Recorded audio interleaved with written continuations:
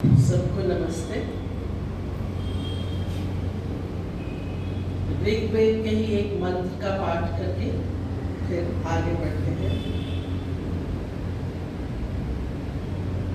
यो जाकार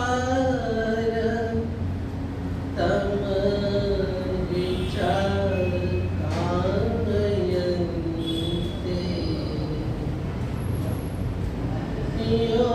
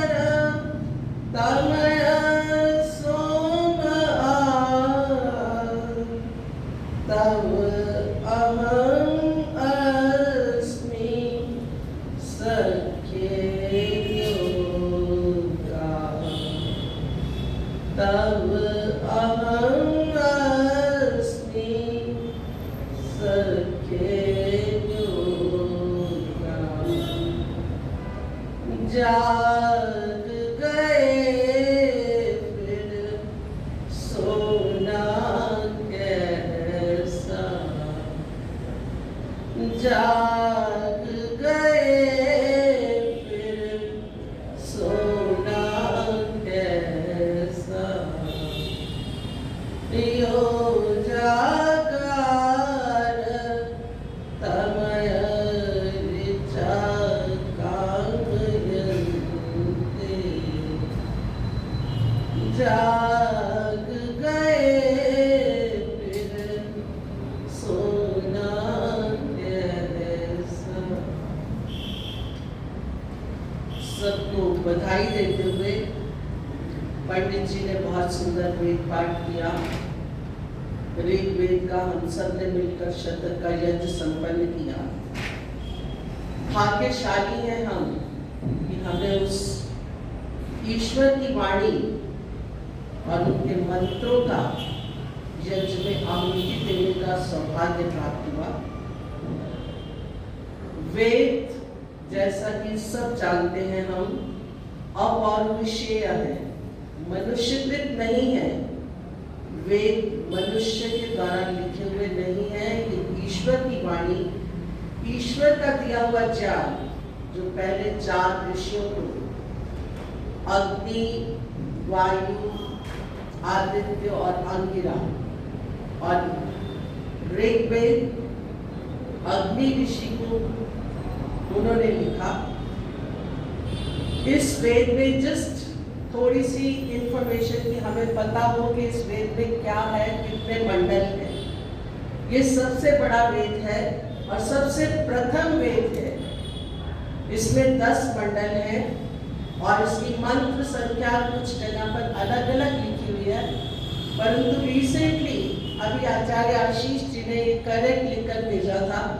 10,552 इसके मंत्र हैं और ये महर्षि दयानंद जी ने संवत 1934 को सोमवार के दिन 6 माघ को इसको लिखना आरंभ किया था। प्रभु की प्रेरणा से उन्होंने कार्य आरंभ किया, पर दुर्भाग्यवश वो ये पूरा इसका नहीं कर पाए। 6 मंडल तक ही उन्होंने इसका वेद भाष्य किया। ऋग्वेद में ईश्वर ने सब प्रकार के गुणों का जो है वर्णन किया है, प्रकाश डाला है। ईश्वर से लेके पृथ्वी तक या पृथ्वी से लेके ईश्वर तक, जैसा भी हम इन शब्दों को ले सकते हैं। और इसमें सब पदार्थों के गुण और स्वभाव का वर्णन जो है वो किया गया है। और ऋग्वेद जैसा कि हम जानते हैं 2 ही शब्दों से, ऋग का अर्थ सत्य भी है, ऋग का अर्थ ऋचाएं भी है। तो इसमें जो भी कुछ लिखा हुआ है वेदों में सत्य के अतिरिक्त और कुछ भी बात नहीं है। और ऋग्वेद का पहला मंत्र, जैसा कि अभी स्वाति जी ने बहुत सुंदर उस तरीके से गाकर उसका बताया, अग्नि मीणे पुरोहितम यजस्य देव मृत्युजम होतारम रत्न धातम, ये इसका पहला मंत्र है। और आखिरी मंत्र जो अभी हमने संगठन सूत्र पढ़ा, जो पंडित जी ने करवाया, ओम आत्मूति समानिव, बोल के याद आ जाता है, ऑर्डर में वैसे नहीं, जिसका समानिव आत्मूति समाना हृदयानिव समानमस्तु व्योमनो यथाव सुसहासति, ये इसका आखिरी मंत्र है। तो ये जो पेरेंट्स बैठे हैं वो अपने बच्चों के लिए, या ये हम उसमें डाल सकते हैं बच्चों के लिए क्विज के लिए, हर चारों शतक हो जाएं तो उनको ये कि पहले कौन से 5 मंत्र हैं, आखिरी कौन से हैं, इस तरह से, और कौन सा मंत्र कौन से वेद से है। बच्चों बड़ों दोनों के लिए, बच्चों बड़ों दोनों के लिए। हाँ, वैसे तो बड़ों के लिए बहुत अच्छा है, पर बच्चे जो है वो जल्दी याद कर लेंगे। और हमें एटलीस्ट इतना पता होना चाहिए कि वेद का प्रथम मंत्र कौन सा है और आखिरी कौन सा है। और ऋग्वेद ज्ञान और विज्ञान दोनों का है। कुछ लोगों की ये उत्सुकता होती है जानने की कि इसमें क्या वर्णन है। इसमें ज्ञान भी है और इसमें विज्ञान भी है, विशेष ज्ञान भी है। बहुत सारे मंत्र, महत्वपूर्ण मंत्र, जिनसे आप सब लोग और हम लोग परिचित हैं, पर हमें मालूम नहीं कि वो कौन से वेद के हैं। हम प्रतिदिन जो प्रार्थना उपासना, स्तुति प्रार्थना उपासना, उसमें विश्वानी देव से लेकर जितने मंत्रों के अंत में हविषा विधेय है वो ऋग्वेद के मंत्र हैं। और संध्या वेद अघमर्षण मंत्र है, जहाँ पर सृष्टि की रचना। अघमर्षण मंत्र कोई बता सकता है पहला कौन सा है? सूर्य चंद्रमा संवाद में है, ऋतंच सत्यं च विधा तपसो त्यजायत। ये अघमर्षण मंत्र, जैसा स्वाति ने कहा तो मैंने पूछ लिया कि छोटे बड़े सबको पता होना चाहिए कि कौन से हैं। तो ये अघमर्षण मंत्र भी ऋग्वेद से लिए गए हैं। और स्वस्ति वाचन जिसका हम पाठ करते हैं, आज हमने पिछले मंत्रों का किया था, पहले जो 22 मंत्र हैं वो ऋग्वेद में से लिए हैं। और शांतिकरण के जो पहले 13 मंत्र जो है शांतिकरण के, वो भी ऋग्वेद से ही लिए गए हैं। बृहद यज्ञ में जो पवमान के 4 मंत्र हैं, जिनमें पंडित जी ने कहा था केवल घी की आहुति देंगे, ओम अग्न आयुषी पवस्वया सुमो जनिशन जरा आरे बादसु विचुना मरग्ने ऋषि पवमाना पांचत्रिना, ये 4 मंत्र जो हैं ये भी ऋग्वेद से ही लिए गए हैं। और प्रातःकालीन मंत्र जो शायद आप लोगों को, बहुत लोगों को याद होंगे, वो भी ऋग्वेद से ही लिए गए हैं। मुझे तो उसका अभी पहला ही मंत्र याद है। मैं कल याद करने की कोशिश कर रही थी कि जो सायंकालीन मंत्र है, क्योंकि वो घर में मदर बोलती थी रात को, वो छोटे होते से याद है, वो याद नहीं करने पड़े। और प्रातःकालीन मैंने कोशिश की 2-3 बार, 2-3 मंत्र याद हो गए, क्योंकि मैं बोल नहीं पाती डेली। मुझे पहला मंत्र मैं बोलती हूँ, बहुत सुंदर है वो, पहला मंत्र मुझे याद है और वो मैं अभी भी सुना दूंगी, बहुत अच्छा मंत्र है। ओम प्रातरग्निं प्रातरिंद्रं हवामहे प्रातर्मित्रा वरुणा प्रातर, ठीक बोल रही हूँ मैं? ठीक बोला ना? प्रातर्मित्रा प्रात वरुणा प्रातर अश्विना प्रातर भगम पूषणम बृहस्पति ब्रह्मणस्पति प्रातः सोममुद उग्रम विधेम। रुद्रम वैसे आता है, रुद्र रूप उसका, उसमें इकट्ठे बोलते हैं तो वैसे है। और जन्म दिवस के भी कुछ मंत्र जो हम कभी कभी किसी का होता है, उसमें से भी कुछ मंत्र जो है वो ऋग्वेद से ही लिए गए हैं। और विवाह के भी कुछ मंत्र, आज जो मैंने 3 मंत्र बोले थे वो माधुर्य सूक्त के, वो भी इसमें से ऋग्वेद में से ही लिए गए हैं। तो ये तो है इसका संक्षिप्त परिचय कि ऋग्वेद में क्या क्या है। कौन कौन से सूक्त है इसके जो इम्पोर्टेंट है। अग्नि सूक्त जो पहले ही अध्याय का पहला सूक्त है, जिसमें अग्निदेव, एक चीज जो और हमें याद रखनी चाहिए, या कई लोगों ने नोट भी की होगी कि मुख्यतः अग्नि और इंद्र, ये 2 शब्द, 2 देव, अग्निदेव इंद्रदेव, नाम उसी परमात्मा के ही हैं, उसी ईश्वर के ही हैं, पर मुख्य ये है इनके जो है वो सूक्त है। इसमें अग्नि सूक्त के कुछ मंत्र, बहुत खुशी की बात है सुधीर जी यहाँ बैठे और इनकी दोनों बेटियों को ये प्रथम सूक्त के सारे मंत्र याद हैं। इन्होंने बहुत अच्छे से बोले थे। अग्नि मीड़े पुरोहितम यजस देव मृत्युजम होतारम रत्नधातनम अग्नि पूर्वेली ऋषिवि ईड्या नूतने नीरुतर सदेवाम एक बक्षति अग्निहोता कविक्रतु सत्य चित्र शवस्तमन देवो देवे विरागमत। और अभी आचार्य पंडित जी ने जो आशीर्वाद भी दिलाई थी, कौन सा था वो मंत्र, इकट्ठे बोलो तो याद रहते हैं। स्वस्ति बंधन तो उसका जो एक और चौथा मंत्र है, इसमें 5वां यतंग दाशे त्वमग्ने भद्रम करिष्यसि तवेत सत्यमंगिरः ओम उपत्वा अग्ने दिवे दिवे दोषावस्तर धिया वयम नमो भरत एवसी। हम आपके निकट आ रहे हैं। उपत्वा अग्ने, उप मीन्स निकट, परमात्मा हम आपके निकट आ रहे हैं। और कैसे आ रहे हैं, ऐसे खाली हाथ नहीं आ रहे, नमस्कार की अंजलि लेकर आ रहे हैं और नतमस्तक होकर आ रहे हैं। नमो भरत एवसी, हमारा आपके पास आने का ही वो जो है उद्देश्य है। और इसमें सोम सूक्त है, विष्णु सूक्त, विष्णु सूक्त के भी आज 2-3 मंत्र आए थे। ओम विष्णु कर्माणि पश्यत यतो व्रतानि पस्पशे इंद्र युज्य सखा। और बहुत सुंदर एक मंत्र है, तद विष्णु परमं पदम सदा पश्यन्ति सूर्या दिवी व चक्षुराततम, कि वो जो विष्णु, विष्णु का है, व्हाट डज इट मीन, जो सब जगह व्यापक है। परमात्मा विष्णु रूप है, सब जगह व्यापक है। परमं पदम, उसको जो है कौन सब जगह देखते हैं, सदा पश्यन्ति सूर्या, पश्यन्ति देखना, सदा हमेशा ऑलवेज, सूर्या ज्ञानी लोग, ज्ञानी लोग हर जगह हर स्थान पर हर वस्तु में परमात्मा की अनुभूति अनुभव करते हैं। किस तरह से, जैसे कि सूर्य का प्रकाश हम लोग हर जगह देख लेते हैं, इसी तरह से परमात्मा के ज्ञान का प्रकाश, परमात्मा की अनुभूति हर जगह करते हैं। ये विष्णु सूक्त भी इंपॉर्टेंट है। वरुण सूक्त है, माधुर्य सूक्त, जिसके 3-4 मंत्र मधुवाता थे जो हमने अभी बोले थे, श्रद्धा सूक्त, और लास्ट में इसके संगठन सूक्त 10वें मंडल में आता है, जो कि हमने सब रोज हर इतवार को हम पाठ करते हैं।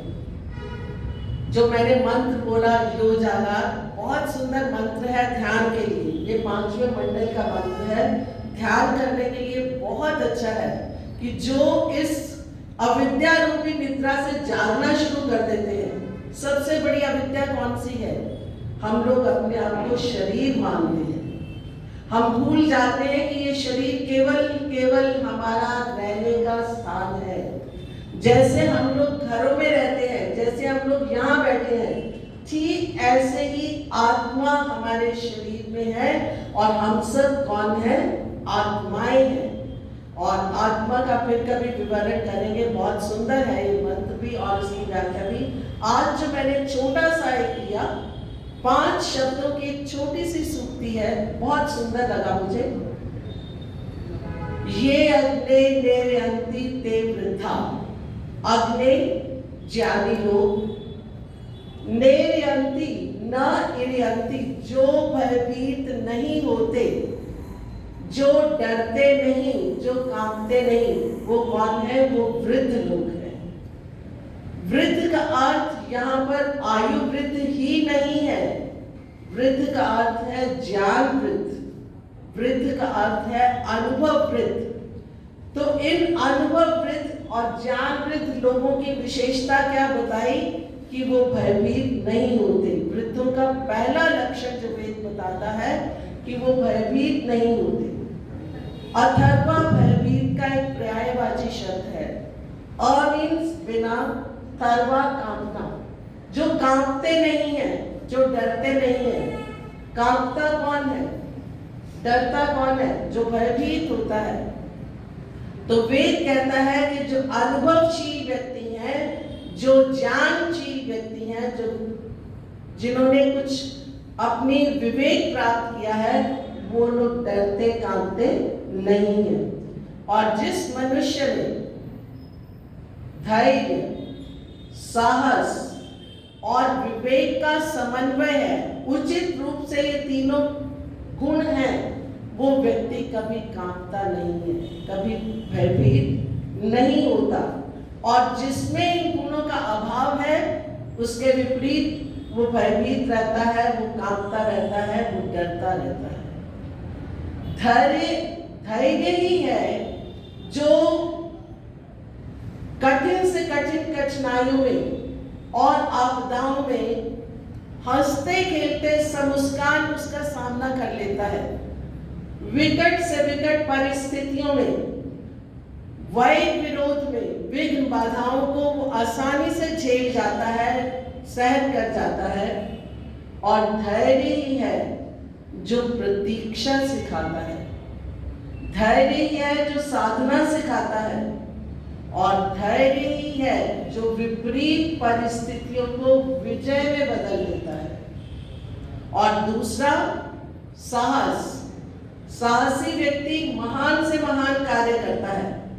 अपने अदम्य साहस से आकाश में उड़ सकता है, पानी पर तैरता है, चट्टानों से टकराकर उनको चूर चूर कर सकता है, और उसके अलावा वो अपने ज्ञान से कोई भी कार्य जो है वो कठिन से कठिन करने को सदैव तत्पर रहता है, पराजय को विजय में बदल देता है। और इसका बहुत सुंदर जीवित एग्जाम्पल हम सबके सामने है। उसका अनुरिमा जो वॉलीबॉल की नेशनल प्लेयर अनुरिमा सिन्हा, आप सबको याद होगा कुछ साल पहले की बात है, किस तरह से रात के समय कुछ डाकू लुटेरों ने उसको चलती गाड़ी से धकेलकर नीचे गिरा दिया। और जब उसने रेजिस्ट किया, कंट्रोल किया, उन लोगों का मुकाबला करने की कोशिश की, तो उन क्रूर हत्यारों ने आयरन रॉड्स के साथ, लोहे की सलाखों, वो जो होती है ना डंडे, उनके साथ उसको पीटते हुए चलती गाड़ी से नीचे गिरा दिया। पूरी रात वो लड़की, यंग लड़की 25, मेरा ख्याल 25 समथिंग होगी, पूरी रात वो लड़की रेलवे ट्रैक पर पड़ी रही। और उसका अदम्य साहस देखिए, उसका विवेक देखिए कि उसका ब्रेन काम कर रहा था, पूरे होश में थी, in spite of the fact कि उसके मल्टीपल फ्रैक्चर्स थे। वो कहती सारी रात चूहे मेरे को काटते रहे, 2 बार ट्रेन उसके आगे, उसके ऊपर से निकल गई, खून बह रहा है, हाथ पांव को हिला नहीं सकती क्योंकि बिल्कुल जो है मल्टी फ्रैक्चर थे। और फिर भी वो पूरे अपना उसने जो साहस था वो नहीं छोड़ा। और उसी साहस के परिणाम स्वरूप सुबह जब उसको हॉस्पिटल में ले जाया गया, डॉक्टर्स ने उसकी सर्जरी की, उसने उसी समय ये निश्चित कर लिया कि वो माउंट एवरेस्ट पर चढ़कर दिखाएगी। And she was the first amputee. उसकी एक लेग काट दी गई थी, वो आर्टिफिशियल लेग है, वो बचेंद्री पॉल, जिसका नाम आपने सुना ही होगा, जो पहली इंडिया की फीमेल थी जिसने माउंट एवरेस्ट को चढ़ाई की थी, उसको मिलकर और उसने माउंट एवरेस्ट पर गई। So she deserves a clapping from us. और इसके बाद कॉन्टिनेंट्स, 7 कॉन्टिनेंट्स, 9 कॉन्टिनेंट्स, जितनी भी उसकी हाईएस्ट पीक्स हैं, उसने लास्ट पीक 2019 में वो भी उसने पार की, वहां पर भी वो चढ़ी। ये सब किसका परिणाम है? साहस का। वो कोई अलग से उसके 2 हाथ पांव या इससे ज्यादा तो नहीं थे, उसका साहस, उसका धैर्य, इसकी वजह से उसने की। तो वेद कहता है कि धैर्य, साहस, और तीसरा वृद्धों का गुण क्या बताया? विवेक। धैर्य और साहस भी कभी कभी दहल जाता है, परंतु विवेक कभी भी दहलता नहीं है। विवेकी मनुष्य हमेशा अपना निश्चिंतता, सतत निरंतर वो अपना आगे बढ़ता चला जाता है। और ये योग दर्शन जो पढ़ते हैं उसमें भी है अभ्यास, वैराग्य, ज्ञान, तन निरोध, उसका और जो और भी आता है ना, तीर काले नैरंतर्य सत्कार सहित तो दृढ़ भूमि, कि आप अपनी दृढ़ भूमि क्या है? अपना जो माइंड पक्का करना है, जो तैयारी करनी है अभ्यास के साथ। और अभ्यास और वैराग्य जब तब होंगे जब हम विवेक का प्रयोग करके कि कौन सी चीज ग्रहण करने योग्य है, कौन सी चीज त्यागने योग्य है। अनफॉर्चुनेटली वैराग्य का हम लोग एक ही अर्थ लेते हैं कि घर छोड़कर जाना। वैराग्य डजंट मीन दैट। वैराग्य है जो अच्छी चीज है उसको ले लो और जो गलत चीज है उसको छोड़ दो। मत हम अपने मन में लोगों के प्रति ईर्ष्या द्वेष लेकर उसका कूड़ा करकट और काटते चुपवाते रहे। बेहतर है हम अपनी हर पल सजग रहकर शांत रहते हुए कि मन में क्या विचार चल रहे हैं। आत्मा में तो कुछ जाएगा नहीं, सबको अच्छे से मालूम होना चाहिए ना आत्मा का कोई इन है ना आउट है। आत्मा जैसी शुद्ध है, पवित्र है, वही है, उसमें कुछ भी नहीं जा सकता। वो असंग है, वो अपरिणामी है, वो अप्रतिसंक्रमा है, दर्शित विषय, वो स्वयं कुछ कर भी नहीं सकती। आत्मा में बहुत अल्प शक्ति, अल्प सामर्थ्य है। वो केवल अपनी शरीर, इंद्रियां और अंतःकरण की सहायता से ही जो कुछ करती है। और शुद्धता, जो भी अज्ञान है, अविद्या है, वो मन में है, वो हमारे अंतःकरण में है। आत्मा हमेशा शुद्ध है, पवित्र है, अनंता, अविनाशी है। आत्मा की कभी मृत्यु नहीं होती। तो ये है वृद्धों के लक्षण। उसके बाद वृद्ध का जो दूसरा लक्षण है वो ये बहुत जो सुंदर लक्षण है कि विवेकी व्यक्ति कभी भी विरोधी से शत्रुता ना करके उसके द्वेष को दूर करने की कोशिश करता है। विरोधी को नहीं खत्म करता, विरोधी के द्वेष का वो शमन करता है। और अगर उसका विरोध का जो कारण है शत्रुता, उसको दूर किया जाए तो विरोध बचेगा ही कहाँ, विरोध ही खत्म हो जाएगा। तो एक जो बुद्धिमान व्यक्ति है वो ये समझ सकता है कि जब हम विरोध को ही दूर कर देंगे, द्वेष को ही दूर कर देंगे, तो विरोधी का ही दूसरे शब्दों में जो है शमन हो जाएगा, उसका हनन हो जाएगा। और अंतिम जो है कि जो विवेकी व्यक्ति है उसमें कुटिलता नहीं होती। स्तुति, प्रार्थना, उपासना मंत्रों में हम कहते हैं ना लास्ट में, अग्नेन सुपथाराय अस्मान विश्वानि देव वयुनानि विद्वान जुयोधे स्म जुर्दान, कि कोई भी हमसे जो कुटिलता पूर्वक व्यवहार है वो दूर हो जाए और हम लोग आपस में प्रेम पूर्वक एक दूसरे के गुणों की प्रशंसा करें।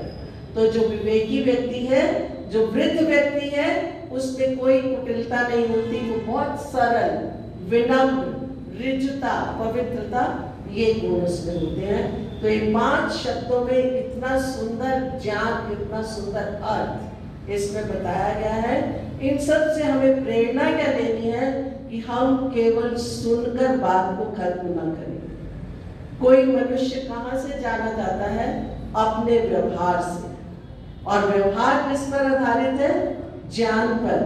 तो ज्ञान अगर हम उसको, मैं हर बार स्वयं कोशिश करती हूँ और यही चीज दूसरों के साथ भी शेयर करने की कोशिश करती हूँ कि जो कुछ हम अच्छी बात सुन रहे हैं हम उसको अपने व्यवहार में लाएं।